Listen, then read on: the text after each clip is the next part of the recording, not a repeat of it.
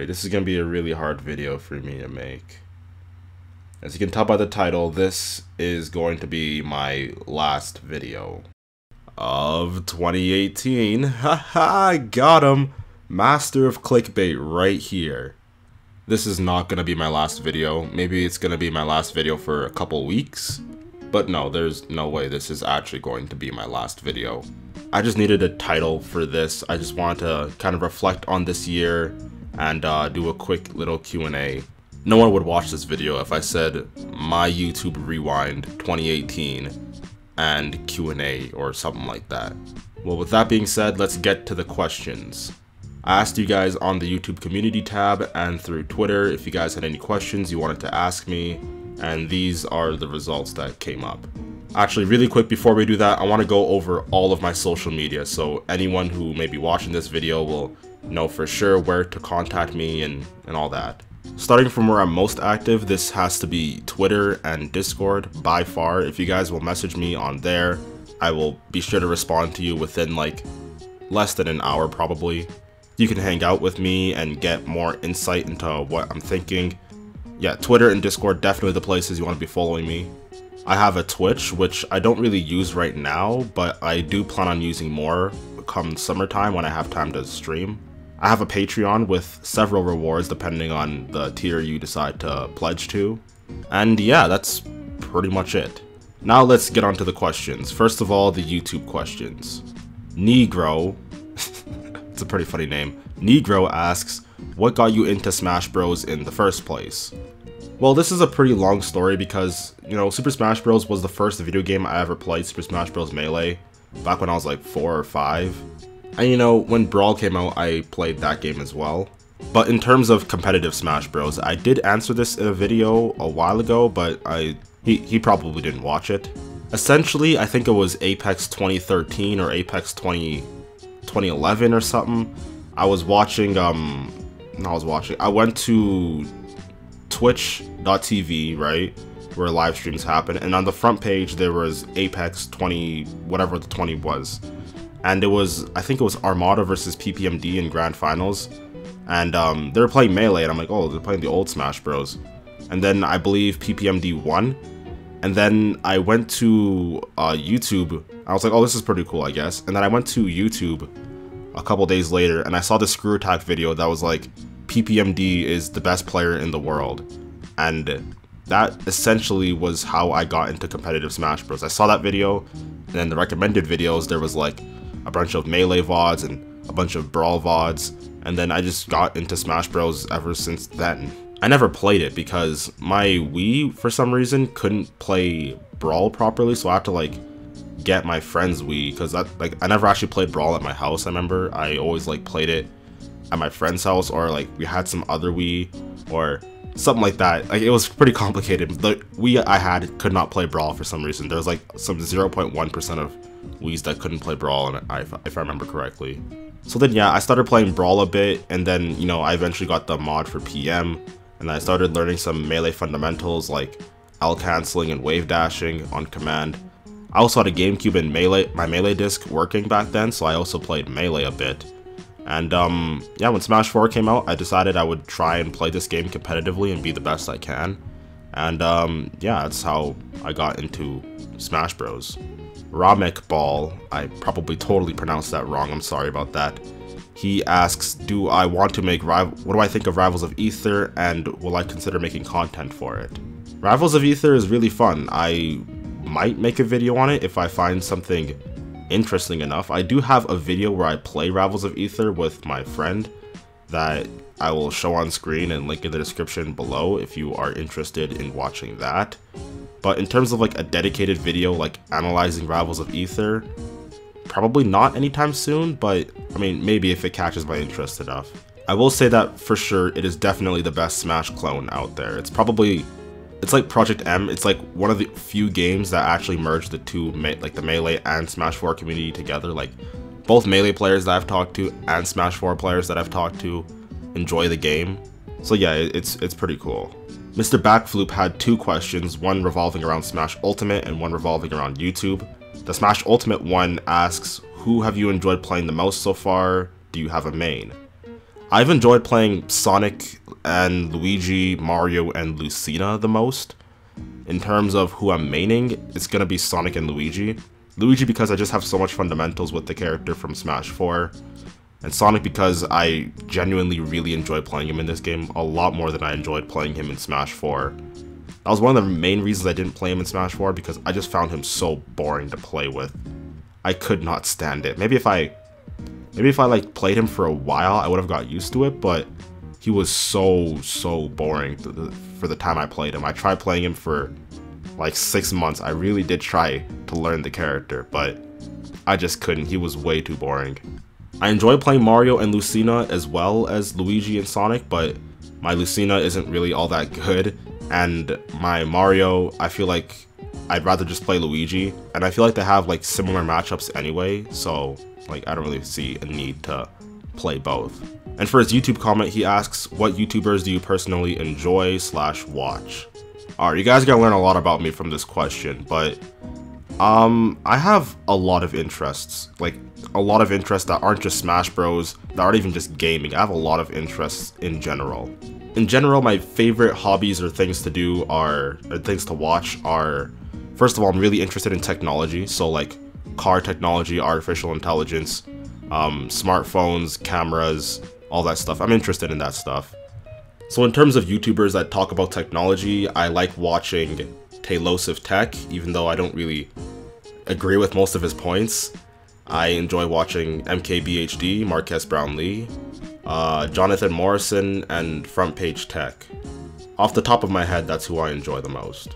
I'm also really interested in basketball. Well, not as interested anymore, but I'm still fairly interested. The person I watch the most for basketball is, actually not even the most, the only person I watch now is Dom2K.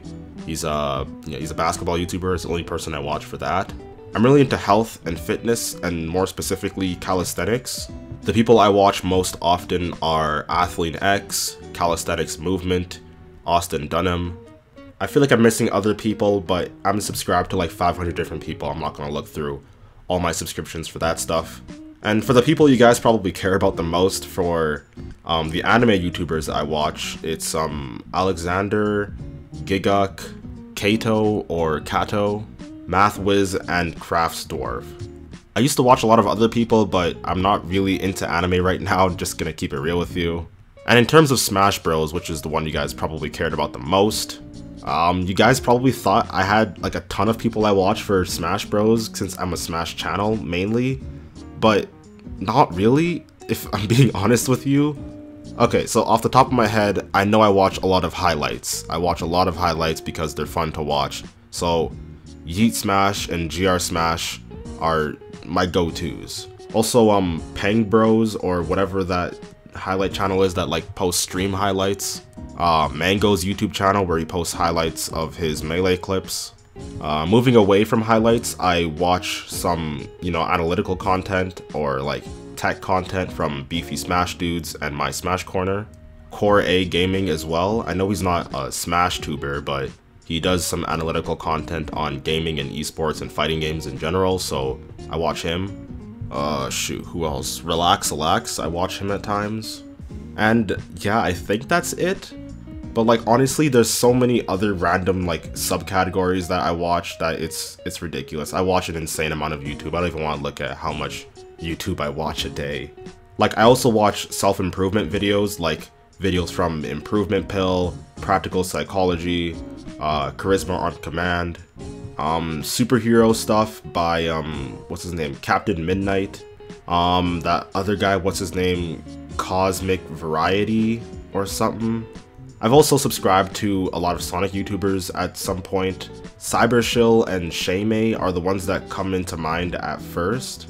After seeing Shaymay's Sonic Spitball breakdown of Sonic gameplay, I think that's when I really started to talk a lot about game design and have a stronger understanding of what I want to see in a game, which led to my,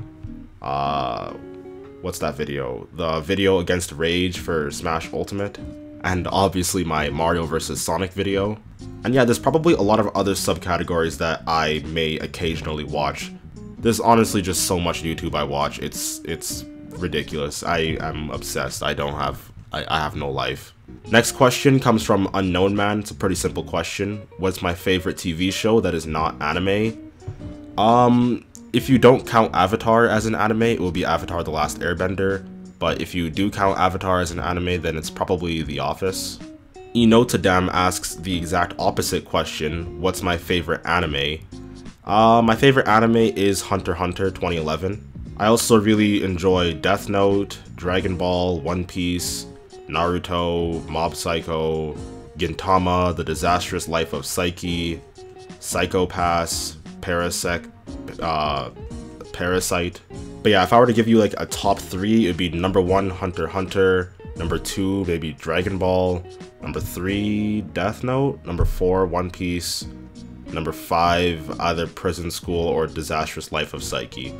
If you're under the age of like 16, 17, do not watch Prison School. All the other anime here that I mentioned, you guys can watch I'd recommend all of you guys to watch them. They're awesome.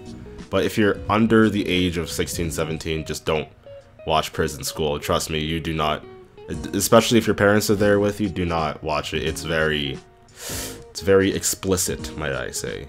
But it's funny as hell. It's up there with one of the funniest shows that I've ever watched in my life. It is that hilarious. Oh my goodness. You guys need to watch it if you guys have the same sense of humor I do. Honestly, just watch the first episode, see if you like it. If you have my kind of sense of humor, then you'll love it, but it's very polarizing. You might hate it or you might love it. Alright, that's all for the YouTube questions. Let's get on to the Twitter questions. Horizon asks, what are my ultimate DLC predictions / wishes? I honestly have no clue. I didn't think that we'd get another third-party character, and then Joker comes in, and it's like, wow, okay, I really have no idea what's going on. Maybe Banjo-Kazooie, because everyone wants him for some reason. I don't think Gino's gonna get in the game.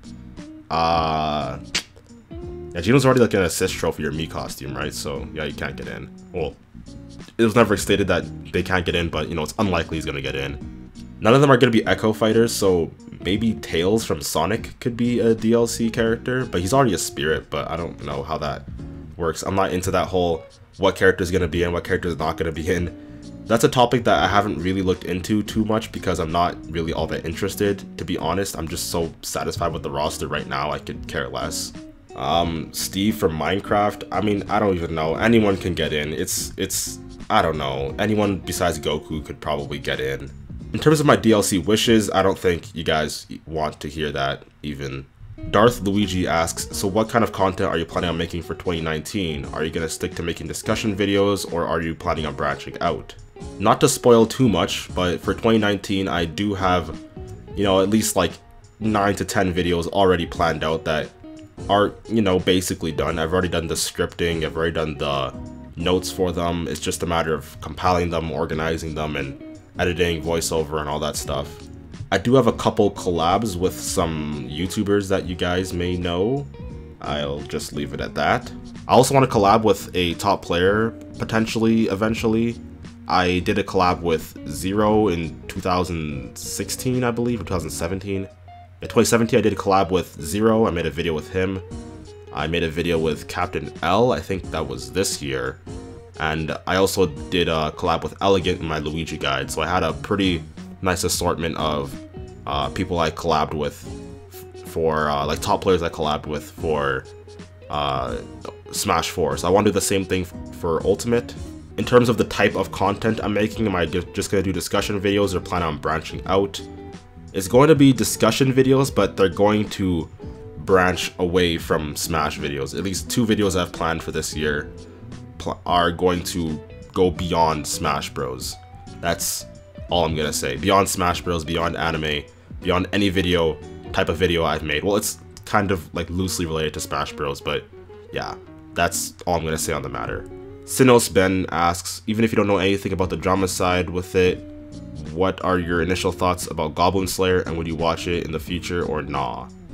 Goblin Slayer, I think, is an anime. I think I've seen like a couple YouTube thumbnails talking about Goblin Slayer being like the worst anime of all time or something like that. I haven't watched Goblin Slayer. I probably won't ever watch Goblin Slayer. I haven't watched very many anime in the past year. Yeah, I don't know anything about the drama, and I don't really plan on watching the show, so yeah. Mary Hyde, or Hyde Climbers, asks, how long have you been into fitness and calisthenics? What got you into it? Around what level are you at, and are we ever going to see a video about fitness? Or will you just stick to Smash? To answer your first question, I've been into fitness and calisthenics for about a year and a half or 2 years, but it's kind of been on and off, so I wouldn't really say that I've been into calisthenics for 2 years straight. I got really into it, I want to say May or March of this year, but I've always been doing bodyweight exercises ever since like 2016 or 2017.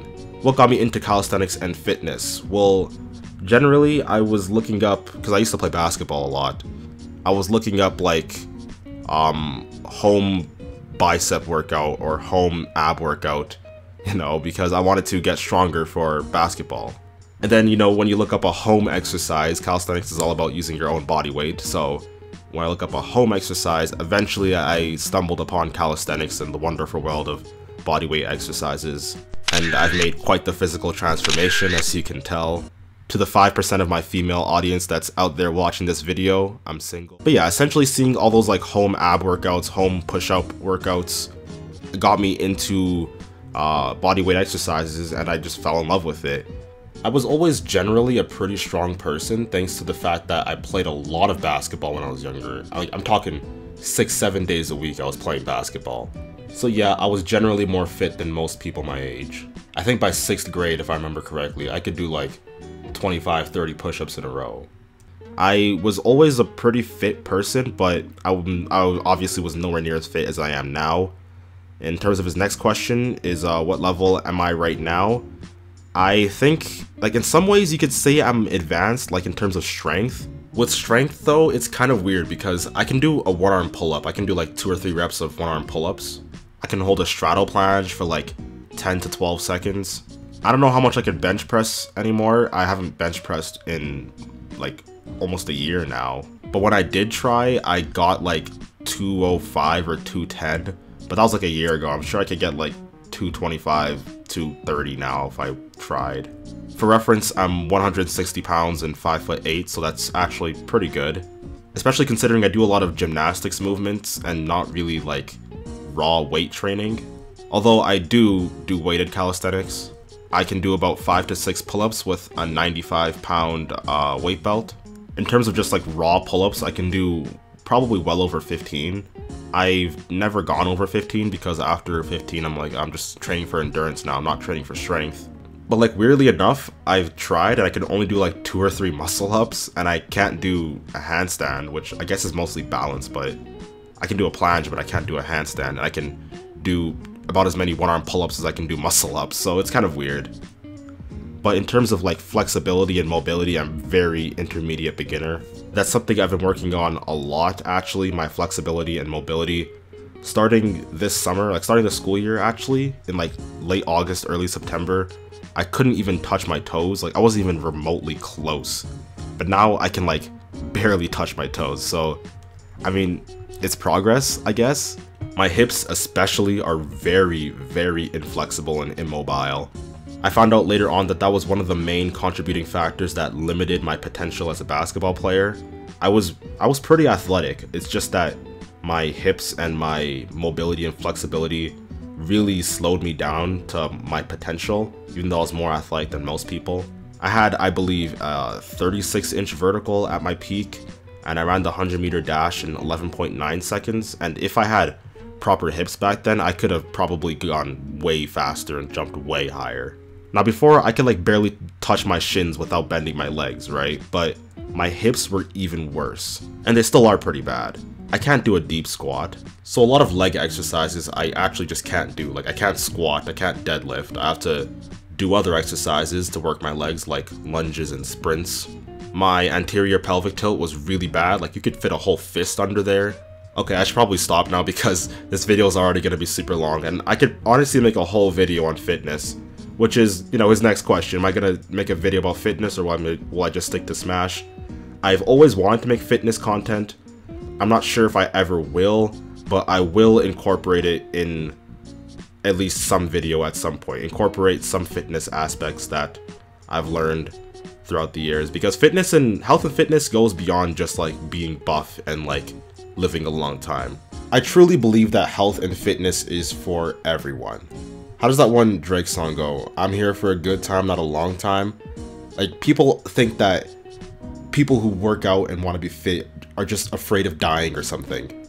But no, most people who exercise aren't doing it because they're afraid they're gonna die. They're doing it because they want to increase the quality of their life.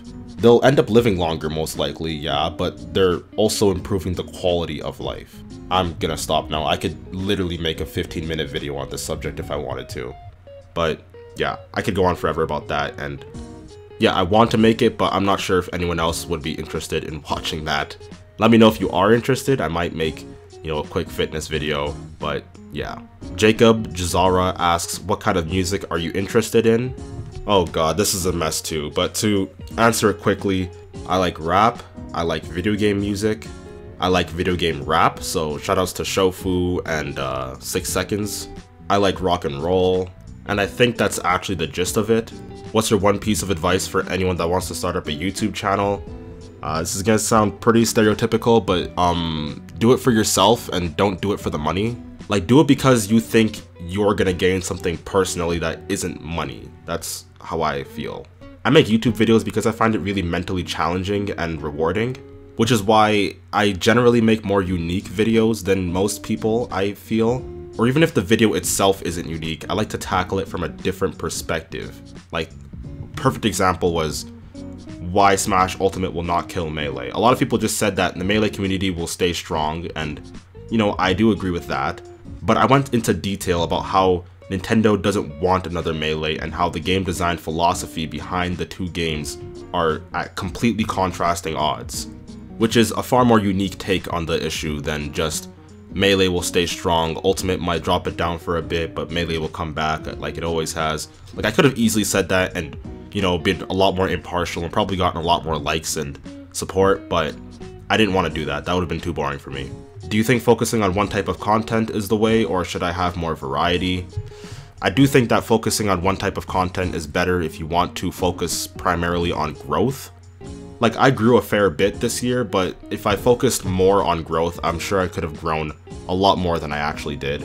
But I think at the very least, you have to stay in your same niche. Like, Alpharad is the perfect example, or Mighty Keef. Alpharad and Mighty Keef started off making only Smash Bros videos, but as time went on, Mighty Keef started talking about like the FGC in general, like Dragon Ball Fighters, and Alpharad just started making games about like videos about games in general, like Mario Odyssey and other games. So I think that staying in your niche is probably the best way for you to grow. My channel is not one you want to model after. YouTube for me is, first of all, a personal endeavor. I find it mentally challenging and mentally rewarding to like make a video and come up with interesting points. And then I do it for you guys because I love getting support and I love entertaining people and having a loyal fan base. And then third priority is money and actually growing. So I hope that answers your question. Hunter Togashi asks, when can I destroy you in Smash? This goes for everyone. If you want to play me in Smash Bros, you can join my Patreon and I can play you whenever you want. Or you can join my Discord, and whenever I ask to play, if you're online, then you can say, hey, I'll play, and then I'll give you my friend request and room code or whatever. Yeah, that's the best way to play me if you want to play me. Roman asks, what's your favorite color of Fruit Loop from the tasty Kellogg's Fruit Loop cereal? Mine is the red one. Gonna keep it real with you, I haven't had Fruit Loops in like 10 years, so I can't answer that question. Eddie asks, why are you such a comedian? I'm not funny at all, really, like, at all. Especially in most of my videos. In some of my videos I come out and I'm a little bit more laid back and sometimes I'm funny, I guess. And in real life, I guess I'm like that too, I'm a little bit more funny, but in my videos, I'm not funny at all. I'm so serious all the time. Ariel Abidogan asks, are you gay? I am very heterosexual. Melko asks, would you fuck Incineroar? Charles asks, what is your overall end goal with Smash Ultimate? That's a question that I'm not even sure of the answer to. Well, it's twofold. In terms of how good I want to be at the game, it would be nice to make a local PR at some point, but I'd have to go to a lot of tournaments, and going to tournaments is very hard for me for a lot of personal reasons. In terms of content creation, if I could get 20,000 subscribers by the time I stop making Smash Ultimate videos, because that's inevitably gonna happen. Smash Ultimate is eventually going to die at some point. Smash is eventually going to die at some point. But I guess I don't really know when that's going to happen.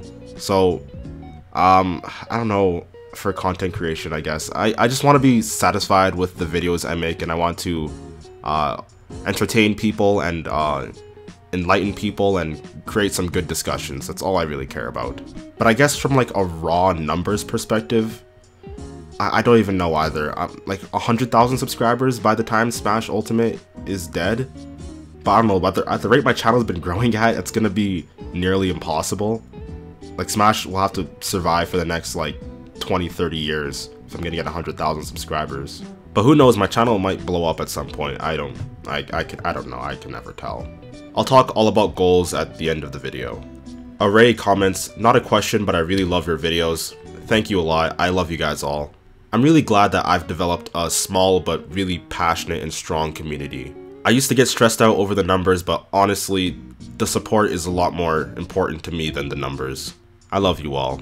He tells me his favorite videos of mine, but I want to know what your favorite videos of mine are. That way it'll help me, make better videos and make the videos you guys want for the future. Cursed asks, how seriously are you going to take Ultimate? What are your goals for your region? Okay, so I have 2 regions right now, technically. I go to school in Toronto, but my parents' house is in Alberta. So yeah, it'd be pretty cool to make PR in both regions, but that's not very likely. If I could just make PR in one of them, I'd be really happy. I think I can do it, it's just a matter of if I will. Ontario is a stronger region than Alberta, so it's more likely that I would make it in Alberta, like over the summer when I come back from school. But yeah, I don't really care about being a top player, like a top 50, top 100 player. I just want to be, a decent threat. If God were a sandwich, would he have pickles or not? I love pickles. He'd have pickles. Just Nathan asks, would I be open to collab with a YouTuber? And besides top 5 Smash 4 players in the PGR, who would I be open to collabing with? Honestly, I want to say that I'm pretty open to collabs, but like the thing is, the videos I make don't really have much room or opportunity to collab. Like, what YouTubers have I collabed with? I've collabed with Catching Z's, Bowler SSF2, and it's essentially just us playing Smash against each other.